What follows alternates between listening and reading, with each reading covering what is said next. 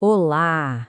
Hoje a gente vai dar uma olhada numa escolha de beleza super comum, o bronzeado, mas por um ângulo científico completamente novo e, olha, um pouco alarmante. Tudo baseado numa pesquisa que acabou de sair do forno. Para começar, vamos direto ao ponto com uma pergunta que dá o que pensar. E se um tratamento de beleza super popular estivesse, sem que ninguém soubesse, preparando o terreno para uma doença grave em nível celular? Foi exatamente isso que os cientistas resolveram investigar. Então, o ponto de partida aqui é um verdadeiro paradoxo. De um lado, a gente tem alertas de saúde pública cada vez mais sérios.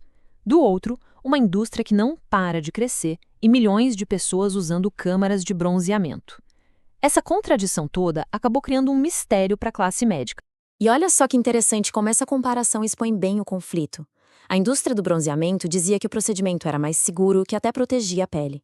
Mas, ao mesmo tempo, os dermatologistas viam coisas bem alarmantes nos consultórios.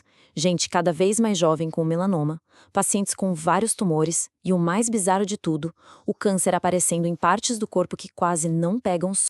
E veja bem, não é só uma questão de observação clínica, não. A Organização Mundial da Saúde é super clara.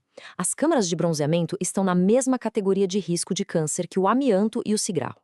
É o nível mais alto de risco que existe. Isso faz a gente se perguntar o que exatamente estava acontecendo ali. E essa imagem aqui, ela mostra o coração do mistério. O melanoma estava aparecendo mais no tronco, costas, peito, abdômen. Essas são áreas que, para a maioria das pessoas, ficam cobertas, protegidas do sol quase o tempo todo. Simplesmente não fazia sentido. A causa não parecia ser só o dano solar acumulado ao longo da vida. Para desvendar esse enigma, os cientistas precisaram ir muito mais fundo. A resposta não estava na superfície da pele, mas sim escondida lá dentro, no código genético das próprias células. O método que eles usaram foi, nossa, super sofisticado. Eles pegaram amostras de pele dos dois grupos. Depois, isolaram melanócitos individuais, que são as células que produzem o pigmento do bronzeado, e cultivaram em laboratório até formar grandes colônias. Por fim, sequenciaram o DNA completo de cada colônia para ler o código genético, letra por letra, procurando por qualquer dano. E foi ali, sabe, nesse código genético, que a primeira grande pista apareceu. Pensa nisso como se fosse uma investigação forense, mas em nível molecular. Basicamente, eles estavam contando cicatrizes. Toda vez que a radiação UV atinge uma célula, ela pode deixar um pequeno erro, uma mutação no DNA. Com o tempo, essas cicatrizes vão se acumulando. A grande questão era quantas dessas cicatrizes as células de quem usava câmaras de bronzeamento tinham. A resposta foi chocante. Quase o dobro. Vamos olhar os números de perto para entender isso. O gráfico mostra os dados brutos. Em média, as células de quem não se bronzeava artificialmente tinham umas 2,86 mutações. Já as células de quem usava as câmaras tinham, em média, 5,69. É uma diferença gigantesca no dano genético e estatisticamente muito relevante. E aqui está o pulo do gato. O dano era maior exatamente onde se esperava que fosse se a câmara de bronzeamento fosse a culpada. A parte inferior das costas, que recebe uma dose cavalar de UV na câmera, mas quase nunca vê o sol no dia a dia, foi a que mostrou o maior acúmulo de mutações. Isso foi a prova que conectou o dano diretamente ao bronzeamento artificial. Mas a coisa não parava por aí. O número de mutações era só uma parte da história. A próxima descoberta mostrou que a escala do dano era muito, mas muito maior do que se imaginava. Vamos voltar para esse mapa do corpo para entender o tal efeito de campo.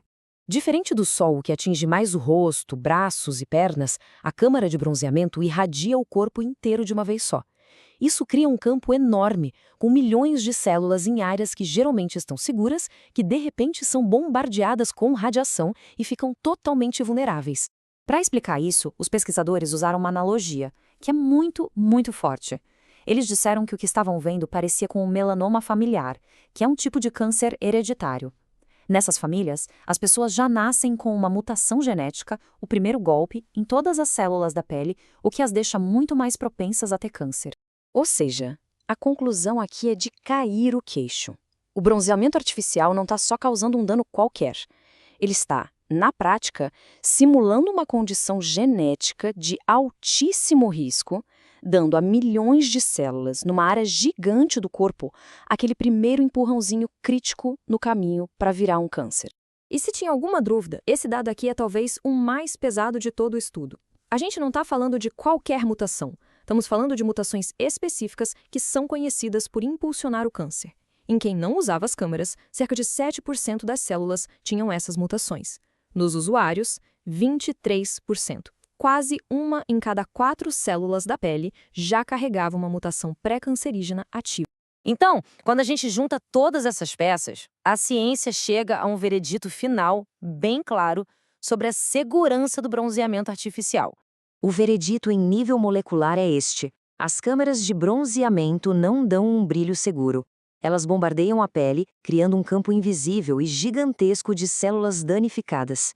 A pele da esquerda de um usuário está cheia de células com mutações perigosas, só esperando o próximo gatilho. A da direita, mais saudável, tem bem menos.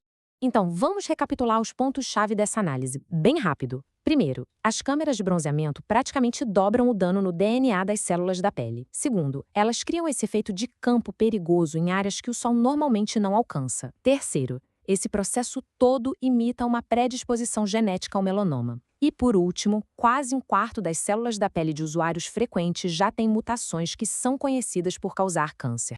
Isso tudo nos leva a uma última pergunta, né? A gente costuma pensar no custo de um bronzeado em dinheiro ou em tempo.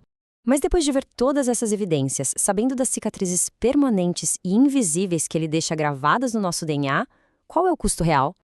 Obrigada pela companhia.